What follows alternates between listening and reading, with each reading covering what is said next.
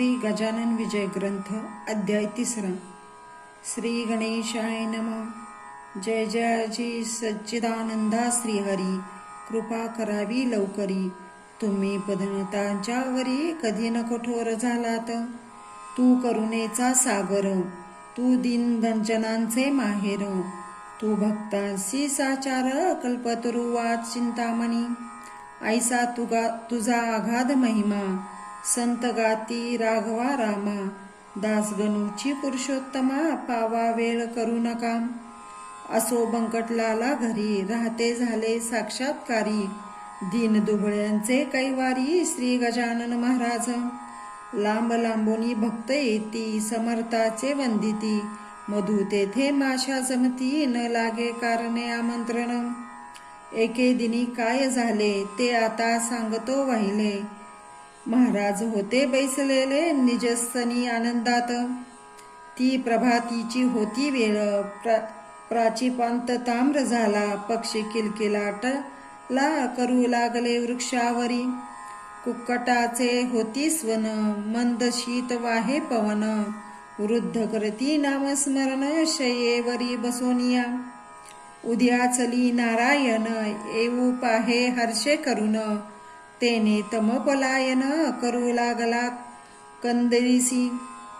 परम भाविक सुवासिन, रत सालना समार्जनी। वस्य धेनुसी पाहुनी, तोडू लागली चराटे। ऐसा त्या रम्य वेळेस, एक साधू शेगावास। येता झाला दर्शनास, श्री गजानन साधूंच्या। तो भिकारी गोसावी, मान मान्यता त्याची राहावी। कोठोनिया सांगा भरवी, श्रीमंताच्या मंडळीत। भगवी चिंध्या डोक्यास, झोळी वाम बगलेस। होती एक नेसण्यास, फाटकीसी लंगोटी। मृगाजिनाच्या गुंडाळा, पाठीवरी होता भला। ऐसा गोसावी बैसला, कोपऱ्यात एकीकडे। दर्शनासी भीड फार, होऊ लागली साचार। अशा स्थितीत मेणार, सवड कशी त्या गोसाव्यास। तो ठाईची बैसोनी, करू लागला चिंतन। म्हणे समर्थाचे चरण, दृष्टी पडणे कठीण मला। समर्थाचा लौकिक भला, मी काशीत ऐकला। आवडीने नवस केला, भांग स्वामी सार्पण्याचा। तो मम हेतू मनात, जिरून जाया पाहे येथ। या श्रीमान मंडळीत, माझा नवस कोण पुसे। गांजाचे नाव काढिता, लोक मज देतील लाथा। मी तो आलो फेडण्याकरता, नवस गांजाचा शेगावी। माझ्या नवसाची मी मात, सांगू तरी कवनाप्रत। येथे एकही ना दिसत, प्रेमी या शांभवीचा। जी वस्तू ज्या आवडे खरी, तिचाच तो नवस करी। आणि मानी सर्वोतपरी, हीच वस्तू उत्तम। ऐसे नाना विचार, गोसावी करी साचार। झाला होता परमातुर, दर्शन घ्यावया समर्थाचे। ते त्याचे मनोगत, जाणते झाले समर्थ। बोलते झाले इतरांप्रत, अनाकाशीचा गोसावी। तो पहा त्या कोपऱ्याला, आहे बिचारा दडून बसला। हे ऐकता आनंद झाला गोसाव्याला परमावधी। आणि बोलला मनात, त्रिकालज्ञ हे खरे संत। मी जे बोललो मनात, ते सर्व यांनी जाणिले। ज्ञानेश्वरीत 6 अध्यायी, जी गोष्ट कथली पाही। की स्वर्गलोकीच्या कथा त्याही, समजतात योगीवरा। त्याचे आले प्रत्यंतर, मला येथे साचार। धन्य धन्य हा साधूवर, त्रिकालज्ञ महात्मा। न बोलता माझा नवस, जाणतील हे पुण्यपुरुष। त्याचे प्रत्यंत आस, या वयास अवधी उतरला थोडका। मंडळींनी गोसाव्याला पुढे आणून उभा केला। तो महाराज वधे त्याला, काढ झोळीची पोटळी। जी 3 महिनेपर्यंत रक्षिणी केली झोळीत। त्या पोटळीचे आज येते, होऊ दे गा पारणे। गोसावी पदी लागला, गहीवर त्यासी दाटला। गडाबडा लोळू लागला, बालकापरी स्वामी पुढे। महाराज म्हणती गोसाव्यास, पुरे आता उठून बैस, पोटळीच्या बुटीस काढ बाहेर झोळीच्या. नवस केलास ते वेळी नाही लाज वाटली, आणि आता काही लाविली चाळवा चाळवी निरर्थक. गोसावी होता महाधूर्त, तो बोलला भीत भीत, जोडून या दोन्ही हात ऐसे नम्रवाणीने. मी बुटी काढितो, नवस आपला फेडितो, परी मागणे मागतो एक द्या दिनाला. आठवण माझ्या बुटीची नित्य राहावी आपणासाची, हीच इच्छा मानसी आहे ती पूर्ण करा. तुम्हा बुटीचे प्रयोजन नाही मी हे जाणतो पूर्ण, परी बालकाची आठवण राहावया बुटी स्वीकारा. भक्त जी जी इच्छा करीत ती ती ज्ञाता पुरवीत, अंजनीच्या वृत्तांतात आनामनी आपल्या. अंजनी होती वानेरी, तिने प्रार्थिला त्रिपुरारी, की तुम्ही यावे माझ्या उदरी वानर होऊन शंकरा. ते हराने मानले, महारुद्र पोटी आले, अंजनीचे पुरविले मनोरथ चंद्रमौळीने. ते शंकरा कारण आडना आले वानरपण, तेवी माझ्या बुटीचे आठवण राहावया तिथे स्वीकारा. त्यातून तुम्ही कर्पूर गौर साक्षात आहा शंकर, म्हणून बुटीचा आवेर करू नको दयाळा. ज्ञानवल्ली शंकराने म्हणले आहे इज कारणे, ही तरा आणतील उणे परिभूषण तुम्हाला.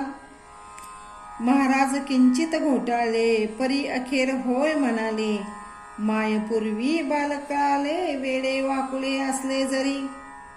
गोसाव्याने बुटी काढली, हातावरुनी घेऊन धुतली, चिलमीत घाऊनी पाजली पुण्यपुरुष गजानना. ऐसा बुटीचा वृत्तांत कथिला असे कारणासहित, जो आणून ध्यानात विचार करणे प्रत्येकी.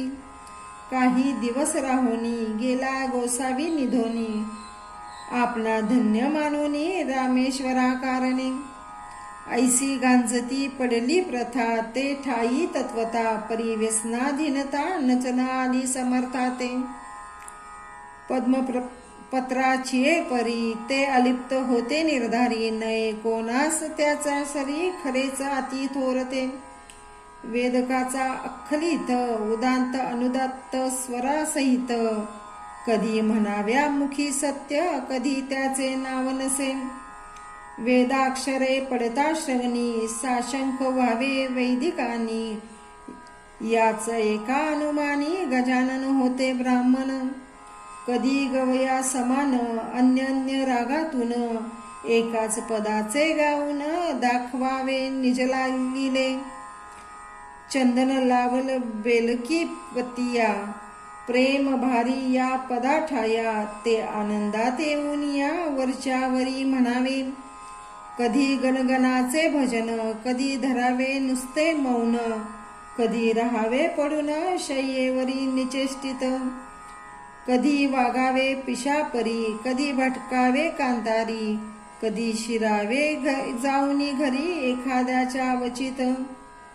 असो त्या शेगावात जानराव देशमुख विख्यात, होता त्याचा प्राणांत व्हावया समय आला. व्याधी शरीर बळावली, शक्ती पार निघून गेली, प्रयत्नाची कमाल केली वैद्यानी ती आपल्या. नाडी पाहून अखेर आता कळविला समाचार, प्रसंग आहे कठीण फार नसे आशा वाचण्याची. आम्ही प्रयत्न केले अति, परी यश ना आले तिरती. यांना आता घोंगड्यावरती काढून ठेवा हेच बरे. ते ऐकता अवघे आप्त, दुःख करीती अत्यंत. जानरावा महाप्रत सोडून तू जाऊ नको, तुझ्या प्रित्यर्थे नवस केला नाना देवता लागी भले. परी न कोणी पावले हाय हाय रे दुर्दैवा. वैद्यानी टेकले हात, प्रयत्न झाले कुंठित. आता अखेरच्या यत्नाप्रत करोनी पाहू एक वेळा. बंकटलालाचे घरी आहेत एक साक्षात्कारी, त्यांच्या योगे शेगाव नगरी झाली प्रति पंढरपूर. साधूने आणल्या मनात काय एक नाही होत. सच्चिदानंद बाबा प्रत ज्ञानेश्वरांनी उठविले. त्यांचे पाहून प्रत्यंतर जा जा कोणी जोडा कर. नका करू रे उगा उशीर वेळ अंत समयीची. ते ऐकून एक आप्त आला बंकट सदना प्रत. जानरावांची हकीकत बंकटलाला कथन केली. जानराव देशमुखाचा समय अंतकाळाचा आला आहे जवळीसाचा म्हणून आलो तुम्हाकडे. महाराजांचे चरणतीर्थ द्या कृपा करुणी मजप्रत. ते तीर्थ नोहे अमृत होईल वाटे. जानरावा बंकटलाल म्हणे त्यावरी ही गोष्ट न माझ्या करी. तुम्ही करावी अत्यांदरी विनवणी तुमच्या वडिलाला. जैसे त्यांनी सुचवले तैसे आपते तात्काळ केले. भवानी रामा विनविले द्याया तीर्थ समर्थांचे. भवानी राम सज्जन होता मनाचा दयाळू पूर्ण. दुसऱ्याचे दुःख ऐकोनी सज्जनतीचे विवळ होती. पाल्यामध्ये भरून पाणी समर्थ्याचे लावले चरणी. आणि केली विनवणी तीर्थ देतो जानरावा. समर्थे तुकविली मान तीर्थे पाजुनी नेऊन. जानरावा कारण घर घर घशाची बंद केली. हात हलवू लागला किंचित डोळा उघडला. उतार पडू लागला तीर्थ प्रभावे देशमुखासी. तो पाहता प्रकार आनंदले नारी नर. सत्पुरुषाचा अधिकार त्याला कळून सर्वासी. मग औषधी बंद केली तीर्थी भिस्ती ठेविली. त्या योगे लाभती झाली आरोग्यता जानरावा. 8 दिवसा माझी जानराव झाला पहिल्या परी. भवानी रामची घरी आला दर्शना समर्थाच्या. पहा संताचे चरण तीर्थ साधनात झाले अमृत. संतन ते साक्षात दैव कलियुगीचे. येथे एक ऐसी शंका उत्थान पावे सहज देखा. श्री गजानन सारिका संत होता शेगावी. मग तो तेथे असताना गेले न पाहिजे कोणी जाना. यमाजी पंताची सदना परी हाच आहे कुतर्क. संत मृत्यू ना टाळीती निसर्गाप्रमाणे वागती. परी संकटा ते वारीती आगंतुक असल्यास ते. सच्चिदानंदा बाबासी ज्ञानेश उठविले नेवासाशी. परी ते अखर अंदिशी देह ठेवती झाले हो. याचे रहस्य इतकेच आहे हे गड्डांतर टाळले पाहे. ते टाळणे काहीच नव्हे अशक्य संत पुरुषाला. मृत्यू 3 प्रकार आहे जगी साचार. त्यांची नावे क्रमवार देतो तुम्हा कारणे. आध्यात्मिक अधिभौतिक आणि तिसरा तो अधिदैविक. त्या तिघा माझी बलिष्ठ देव आध्यात्मिक मृत्यू असे. आधिभौतिकाची तयारी कुपथ्याने होते खरी. नाना प्रकारे शरीरी व्याधी निर्माण होतात. ज्यांचा जोर झाल्यावरी मृत्यू येतो आखेरी. या मृत्यूचा परिहार करता येती औषधीने. मात्र औषधी देणारा शास्त्रज्ञ असला पाहिजे पुरा. औषधीचा पसारा आहे अवगत जयासी. ऐसा वैद्य भेटला आधिभौतिकाचा होय नाश. तैसे अधिदैविकास नवस सायास घालविती. हे गंडांतर रूपाचे मृत्यू 2 प्रकारचे. भौतिक आणि दैविकसाचे हे आहेत ख्यात जगी. मृत्यू जो का आध्यात्मिक तो कवण्याच्याने न टळे देख. पहा अर्जुनाचा बालक कृष्णा समक्ष पडला रणी. तैसा जानरावाचा मृत्यू गंडांतर स्वरूपाचा होता तो टाईलासाचा समर्था तीर्थे देखोनिया. मने गंडांतरा कारण निवारती साधू चरण. ते चाले घडून शेगावा माझी रे. काही मृत्यू नवसानी टाळती येती या जनी. परतो नवस श्रद्धेने केला पाहिजे बुध हो. श्रद्धा पूर्ण असल्यावरी ती मृत्यू टाळी खरी. श्रद्धाच अवघ्या माझारी सर्व बाजूनी श्रेष्ठ. चरणतीर्थ साधूंचे तेही टाळी मृत्यू साचे. वरील दोन प्रकारचे परी तो साधू पाहिजे. साधू असल्या वेशधारी हो ऐसी न होय गोष्ट खरी. माती न होय कस्तुरी हे ध्यानी असू द्या. षड्विकार धुतल्या विना अंगी साधुत्व येईना. आणि साधूविन होईना घटित कृत्य केव्हाही. म्हणून बहुरूप्या कारण जपणे आहे अवश्य जाण. उगीच पाहून पिवळेपणा सोने पितळेसी मानू नका. गजानन नव्हे वेशधारी ते पूर्ण साक्षात्कारी. म्हणून तीर्थाने झाली बरी व्याधी जानरावांची. देशमुख बरा झाला भंडारा घातिला थोर. साधू प्रित्यर्थे साचार बंकटलालाची घरी. तीर्थे देशमुखे बरा झाला परी स्वामीशी पेच पडला. त्याने मनासी विचार केला तो ऐका येथे रीती. कडकपणा धरल्या विना ही उपाधी टळेना. स्वार्थ साधू प्रापंचिका साधुत्वाची चाड नसे. त्या दिवसापासून आणू लागले अवसान. स्वामी महाराज दयाघन वरपांगी कडक झाले. हा त्यांचा कडकपणा असह्य झाला इतरांना. परी त्यांच्या भक्तांना काहीच न वाटे त्याचे.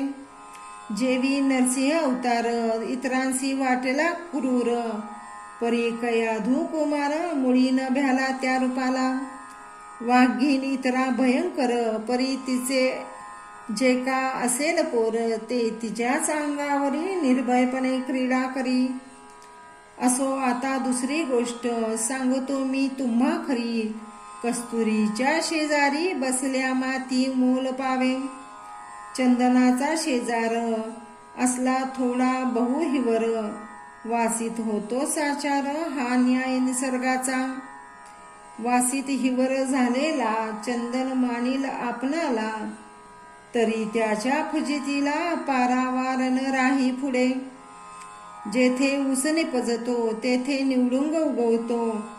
जेथे मोगरा वाढतो तेथे येतो पिंगुळ. जेथे साधू सज्जन तेथेच मैद निर्माण. हिरे गारा एकवटून खानी माझी राहती. स्थान एक म्हणून किमती नाही समान. तेज हिऱ्याचे हिऱ्या लागून भूषवीन गारेला. गारती गारच राही पायाखाली तुडवली जाई. ऐसी स्थिती कधी न येई अमोलिक हिऱ्याला. श्री गजाननाचे सानिध्य ऐसाच होता एक मैद्य. संत सेवा हाच मद अंगी त्याच्या भरला असे. तो सेवा करी वरवरी भाव निराळा अंतरी. मिठाई पेठे सावरी समर्थाच्या नावावर. भक्तगणास ऐसा म्हणे श्री समर्थ कृपेचे पोसणे. प्रत्येक काम माझ्या विने होत नाही ये ठावा. मी कल्याण समर्थाचा अनंत आहे आवडीचा. कधी न खाली जावयाचा शब्द माझा त्यांच्या पुढे. चिलीम त्यांची मीच भरी खाण्यापिण्याची तयारी. निजांगी मीच धारी अत्यंत मी आवडीने. ऐसा लोकास सांगत असे आपला सौरात करीत असे. त्या अधमाचे नाव असे माळी विठोबा घोटोळे. महाराज स्वयमेव शंकर हा बनला नंदिकेश्वर. हमेशा करी कुरकुर आल्या गेल्या भक्तावरी. ते अंतर्ज्ञानीने जाणले सर्व समर्थानी. कौतुक केले एके दिनी ते ऐका विभुद हो. परस्त काही मंडळी शेगावी दर्शना आली. तो मूर्ती होती निजलेली समर्थाची सियेवरी. हिया कुणाचा होईना जागे करण्या समर्थाना. मंडईस होती जाणा त्वरा पुढे जाण्याची. ते कुजबुजू लागले विठोबाला विनविते झाले. विठोबा आम्हा पाहिजे गेले येथून जाता परगावा. काम निकडीचे आहे फार, कैसा करावा विचार. महाराज तो शय्येवर असती निद्रिस्त झाले. त्याचे दर्शन घेतल्याविना आमचा पाय निघेना. हे अवघड काम होईना तुझ्या वाचून ये ठाई. तू समर्थाच्या शिष्यात मुख्य धोरणी महाधूर्त. तुम्हा मी जोडतो हात एवढे काम करावे. ऐसा त्या स्तुतीनी विठोबा फुगुनी गेला मनी. त्याने जाऊनी तत्क्षणी महाराजांशी उठविले. मंडळींचे काम झाले परी संकट ओढावले.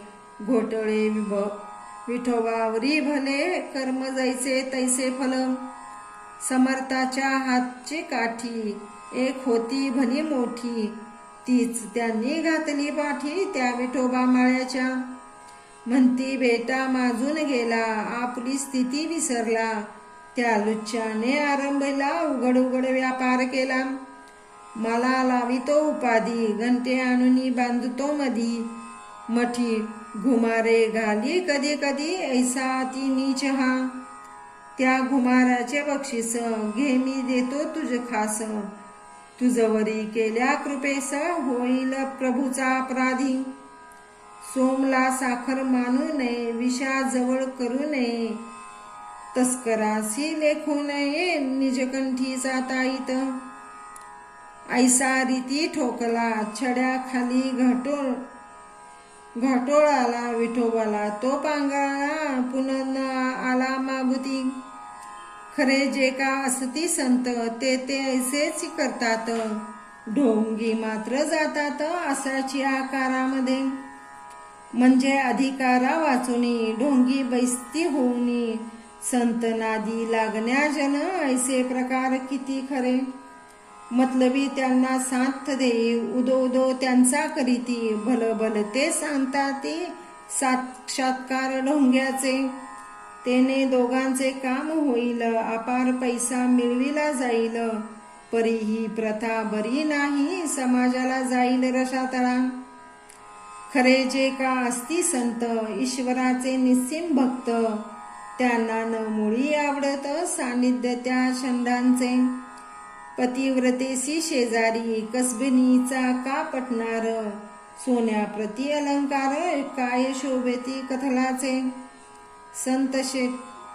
संत साठते राखती परीन त्याला महत्व देती. ती जगातील एक व्यक्ती कृतकर्म भोगण्या आली असे. ऐसे मानसी समजून त्याविषयी धरती मौन. जेवी निवडुंगा लागून स्थानभूमी देतो हो. मोगरा निवडुंगा आणि शेर ही जमिनीची लेकर. परी किमतीचा प्रकार निरनिराळा तो तिघांचा. मोगऱ्याचे रक्षण करीती निवडुंगाचे दहन. चिलटांसाठी बांधून शेर ठेवितो दारावरी. तेवी संत भूमीवर रक्षण अवघ्यांचे करती जरी. किमती माझी ठेविती परी गुणांप्रमाणे भेद पहा. नशीब विठोबा घाटोळाचे अति खडतर होते साचे. पाय लाधून साधूंचे दैव दूर झाले हो. जरी तो ना ढोंग करिता तरी योग्य प्रती चढता. संताची ती योग्यता त्याने मुळी ना जाणली. कल्पवृक्षाच्या तळवटी बसून इच्छली गारगोटी. वा मागितली करवंटी कामधेनू पासून. ऐसे न कोणी करावे संतापासूनी राहून बरवे. तेथे विचारा ठेवावे अहर्निश जागृत. हा दास गुणू विरचित श्री गजानन विजय ग्रंथ. तारक हो भवाब्दित अवघ्यात भाविका कारणे. श्री हरिहरार्पणमस्तु. शुभं भवतु. इति श्री गजानन विजय ग्रंथस्य तृतीयोऽध्यायः समाप्त.